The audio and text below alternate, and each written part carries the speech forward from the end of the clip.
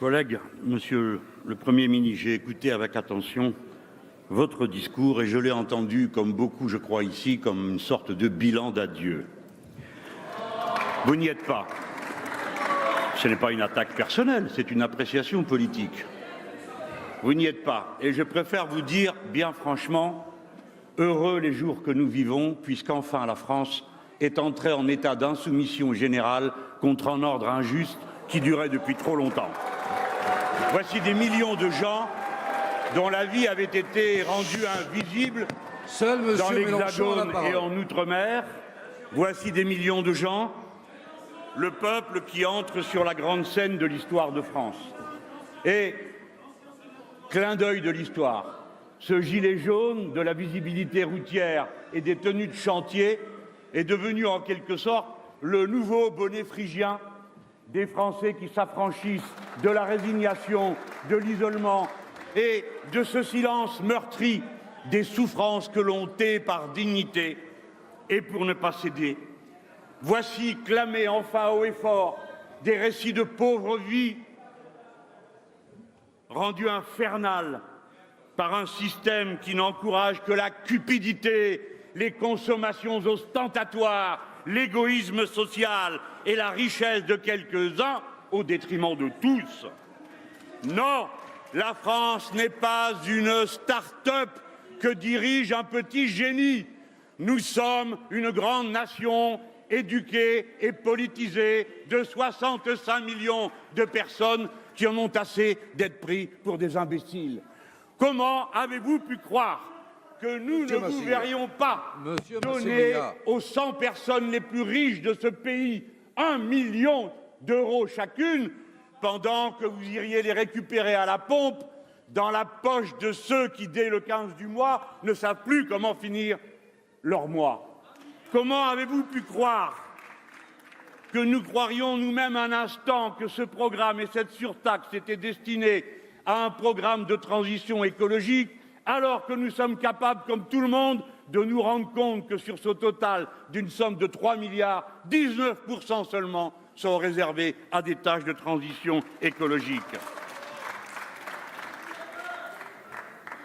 Comment avez-vous pu croire que nous ne trouverions pas la lettre que vous avez envoyée à la Commission européenne pour lui expliquer que les surtaxes que vous venez d'inventer sont destinées à compenser le manque à gagner dans le budget de l'État des sommes que vous avez copieusement distribuées aux riches? Comment avez-vous pu, de façon si offensante, dire aux gens du commun qu'ils rouleront moins et pollueront moins s'ils doivent payer plus cher leur carburant? Cela alors que l'urbanisme dément dans lequel nous vivons éloigne chacun de tout et que vous aggravez cette situation en fermant des postes, en fermant des écoles et en fermant les services publics. Les gens savent bien que s'ils roulent, ils ne peuvent pas rouler moins et par conséquent, faute de pouvoir rouler moins, alors ils mangeront moins, ils se soigneront moins et ils pourront moins s'occuper de ces petits bonheurs qui font la vie de chacun. L'écologie n'a rien à voir avec vos mesures. L'écologie est nécessairement populaire. Il vous reste à comprendre qu'on ne peut pas être en même temps l'ami des riches et celui du genre humain. Car les riches n'ont que des intérêts particuliers et seul le peuple porte en bandoulière l'intérêt général.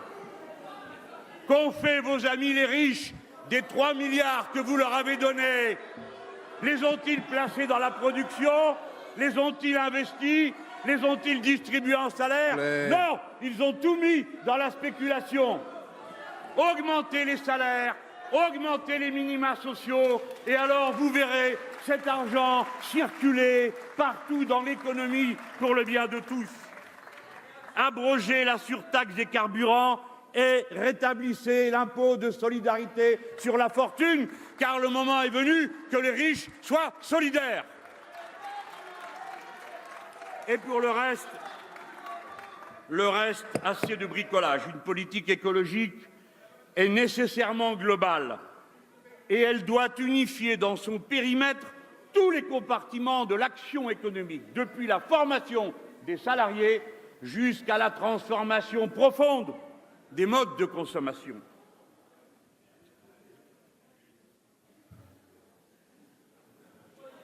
C'est pourquoi seul Monsieur Mélenchon a la parole, s'il vous plaît. C'est pourquoi la planification écologique est incontournable et c'est par elle qu'il faut commencer plutôt que par un hachis de mesures dont on ne sait jamais comment elles s'emboîtent les unes dans les autres et quel sens, pour finir, elles se donnent.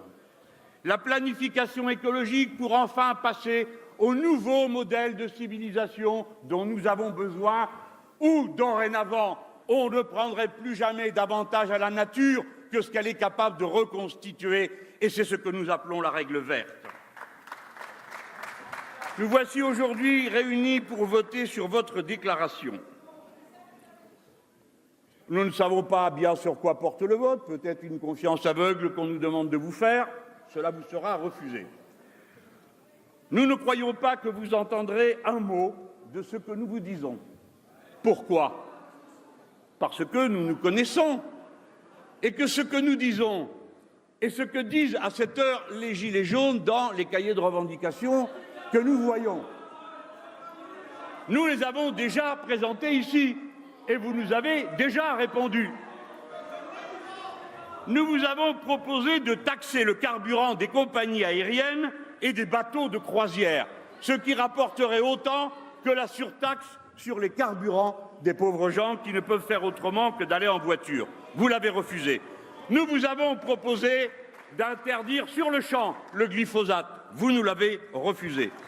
Nous vous avons proposé un système d'impôt plus juste où l'on répartirait sur 14 tranches ce qui aujourd'hui pèse sur 5, c'est-à-dire pour l'essentiel sur la classe moyenne. Vous nous l'avez refusé. Nous vous avons proposé que les premières quantités de gaz, d'eau et d'électricité soient gratuites pour le commun qui ne peut s'en passer, car on ne peut se passer d'aucun de ces trois éléments que je viens de mentionner. Vous nous l'avez refusé. Nous vous avons proposé que le plus haut salaire d'une entreprise ne soit pas supérieur à 20 fois plus que le salaire le plus petit, ce qui est la revendication de la Confédération européenne des syndicats. Vous nous l'avez déjà refusé. Nous vous avons proposé de taxer les ventes de maisons à plus d'1 million d'euros pour financer la rénovation des logements mal isolés. Vous nous l'avez refusé. Nous vous avons proposé de mettre en place le référendum d'initiative populaire pour proposer une loi, pour abroger une loi ou pour révoquer des élus. Vous nous l'avez refusé. Tout cela, c'est ce que vous retrouvez dans les cahiers de revendication. De même que cette 6e République, dont quelques-uns ici se moquaient volontiers à toutes occasions, voici qu'elle surgit de la demande populaire elle-même. Entendez que ce sont là les cris d'une époque, les cris d'un moment politique. C'est l'histoire de France qui est en train de se passer. Ce n'est pas juste un emmerdement dans votre mandat de parlementaire. À présent, vous comptez apaiser l'incendie que vous avez allumé en reportant la mise en œuvre de vos décisions au lendemain des élections européennes. Nous comprenons pourquoi. Vous frappez et vous rêvez de reporter la douleur à dans 6 mois. Personne ne croit à votre conversion au peuple en 6 mois. On peut plutôt penser que vous ne serez peut-être plus à ce banc dès la semaine prochaine. Car même si vous embastillez des lycéens aujourd'hui, vous n'empêcherez pas qu'ils soient des dizaines de milliers vendredi dans les rues. Et les routiers, les pompiers, les agents du service public et ainsi de suite, au fil des appels à la grève qui se lèvent d'heure en heure. Il paraît que vous demandez aux gens raisonnables de rester chez eux samedi. Eh bien, ils iront quand même dans la rue. Allez dire au monarque présidentiel que les gens raisonnables sont sur les ronds-points et dans les rues et qu'ils n'en partiront pas avant que vous ayez cédé pour de vrai ou que vous soyez partis. Cédez ou partez, et quand vous partez, cédez avant. Monsieur le Premier ministre, est-ce que vos propositions vont permettre aux Français de vivre mieux? Est-ce que les ouvriers, les infirmières, les demandeurs d'emploi, les retraités, les étudiants vont enfin pouvoir vivre dignement? Non, Monsieur le Premier ministre. Vos annonces ne sont pas à la hauteur des attentes, car ce que vous demandent les Français, en métropole comme dans les territoires d'outre-mer accablés par la vie chère, ce n'est pas l'aumône, ce ne sont pas des miettes, c'est tout simplement d'être respecté. C'est d'avoir un travail et de pouvoir en vivre dignement. C'est de pouvoir élever correctement ses enfants, avoir accès aux loisirs, au sport, à la culture. Ce qu'ils vous demandent, c'est d'avoir des services publics qui ne se réduisent pas à Internet, qui répondent présents dans les villes comme à la campagne. C'est d'avoir des communes et des collectivités qui aient les moyens de répondre à leurs besoins. Et il n'y a rien de tout cela dans vos propositions. Et oui, les Français se sentent méprisés, et cela fait des années que ça dure. 30 ans de politique de réduction de la dépense publique au nom d'une dette dont ils ne sont pas responsables. 30 ans de mise en concurrence des travailleurs français avec ceux des pays à bas coût. 30 ans de libéralisation totale de l'économie au nom de traités européens avec des inégalités qui n'ont jamais été aussi grandes. 30 ans de services publics privatisés, parfois vendus à des capitaux étrangers, 30 ans de libéralisme et vous en voulez toujours plus. Car c'est vous qui êtes aujourd'hui en responsabilité, c'est vous qui êtes élu. Et cela fait des mois que nous dénonçons avec d'autres le président des riches et vos choix politiques en faveur du capital, de la finance.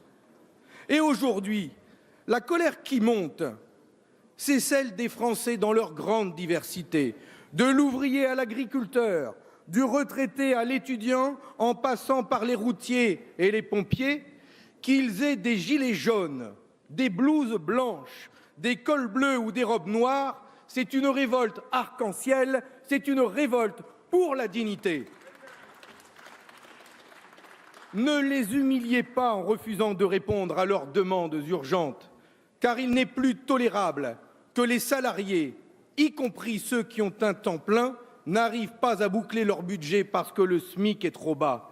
Il n'est pas acceptable dans un pays riche comme le nôtre qu'une personne handicapée survive avec une pension d'invalidité inférieure au seuil de pauvreté. Et il est insupportable que nos retraités voient leur pension baisser parce que vous avez augmenté la CSG. Et pendant ce temps-là, les revenus des 0,1% les plus riches de France augmentent de 86 000 € en moyenne par an. Vous ne voyez pas le caractère explosif de telles inégalités. Voilà pourquoi nous demandons une hausse de 200 € net par mois du SMIC en commençant dès ce 1er janvier 2019. Et parallèlement à cela, nous vous demandons d'ouvrir des négociations avec les partenaires sociaux pour une augmentation générale des salaires dans le privé comme dans le public. Alors, vous allez peut-être nous répondre que tout cela coûte trop cher, ce n'est pas possible. Mais ce sont vos choix qui nous coûtent cher. Ce n'est certainement pas le coût du travail qui coûte cher, ce sont les cadeaux que vous avez faits aux plus riches, au capital et à la finance. Suppression de l'impôt de solidarité sur la fortune, suppression de la taxe sur les dividendes, mais aussi cadeaux à gogo avec la flat tax, la niche copé, l'exit tax, etc. C'est 8 à 10 milliards d'euros que vous donnez cette année aux riches, aux spéculateurs et que vous proposez de maintenir en 2019. Sans parler du CICE, Crédit Impôt Compétitivité Emploi. Alors là, c'est le pompon, monsieur le Premier ministre. Double ration en 2019 de CICE, 40 milliards d'aides publiques versées indistinctement à toutes les entreprises, les plus riches comme les plus en difficulté. C'est pour ça que ça ne va plus. C'est quand même incroyable de verser des aides publiques à des multinationales qui n'en ont pas besoin, à des grands groupes bancaires, à des compagnies d'assurance, des McDo, des Starbucks et autres Amazon qui ne payent pas, eux, leurs impôts comme tout le monde. C'est pourquoi nous vous proposons de réserver les aides publiques aux entreprises qui en ont besoin, à celles qui s'engagent à augmenter les salaires, à faire de la formation ou qui investissent dans la transition écologique. Parlons des impôts. les Français ne sont pas contre l'impôt. Ils sont pour un impôt juste, payé par tous, progressif, calculé en fonction de ses moyens. Parce que l'impôt, c'est le prix à payer pour vivre dans un monde civilisé. Et aujourd'hui, nous souffrons que certains y échappent quand d'autres payent plein pot. Oui, que les gros payent gros et que les petits payent petit, comme le disent très bien les Gilets jaunes. Alors supprimez la taxe carbone sur l'essence et rétablissez l'impôt de solidarité sur la fortune. Imposez les multinationales en taxant leurs bénéfices à la source avant qu'elles n'aillent le planquer dans les paradis fiscaux. D'ailleurs, attaquez-vous à l'évasion fiscale avec une véritable liste noire des paradis fiscaux et une liste crédible pour une fois, en n'oubliant pas d'y mettre ces pays européens qui trafiquent et volent notre argent. Vous parlez d'ailleurs de la dette et du déficit de la France qui pèse sur nos enfants. Mais il manque 80 à 100 milliards d'euros à la France tous les ans à cause de l'évasion fiscale. Avec cette somme, notre budget serait positif. Alors oui, les richesses existent et c'est possible d'augmenter les salaires tout de suite. Et d'ailleurs, quand on augmente les salaires de 1%, ce sont près de 2 milliards d'euros qui rentrent dans les caisses pour financer la sécurité sociale et les retraites. Et c'est d'ailleurs comme cela que nous pourrions satisfaire une autre urgence.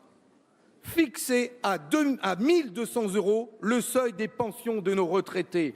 1 200 €, c'est le minimum pour vivre décemment. Et c'est aussi le minimum que l'on doit à tous ceux qui ont travaillé pendant parfois plus de 40 ans. Nous demandons de la même manière l'annulation de la hausse de la CSG pour les retraités et la revalorisation des prestations sociales. Monsieur le Premier ministre, les Français ont besoin de solidarité, mais surtout pas du chantage que vous proposez. Pour financer votre moratoire sur la hausse des taxes sur les carburants, vous proposez une baisse de la dépense publique. Ça veut dire quoi? Encore moins de services publics? Mais les Français réclament au contraire plus de services publics. C'est bien pour cela qu'il faut un impôt juste, payé par tous, y compris le capital, pour financer les hôpitaux, les crèches, les écoles, les routes. Parlons de moratoire. Mettez un moratoire sur toutes les fermetures de services publics de proximité, ces maternités, ces trésoreries, ces commissariats, ces bureaux de poste, ces tribunaux d'instance que vous rayez de la carte. Parlons défi écologique. Enfin, pour relever le défi écologique, il y a beaucoup de propositions sur la table que nous partageons. À commencer par verser la totalité des taxes sur les carburants vers la transition écologique. Et c'est ainsi que nous voulons donner aux collectivités les moyens de développer des transports en commun moins chers, voire gratuits partout où c'est possible. Comme à Dunkerque, il faut engager de toute urgence la rénovation des passoires thermiques au rythme de 500 000 logements par an et renforcer le crédit d'impôt pour la transition écologique. Nous vous avons fait de nombreuses propositions telles que taxer le kérosène des avions ou encore le fioul des porte-conteneurs. Nous vous avons proposé d'imposer de manière exceptionnelle les bénéfices des multinationales, notamment les compagnies pétrolières.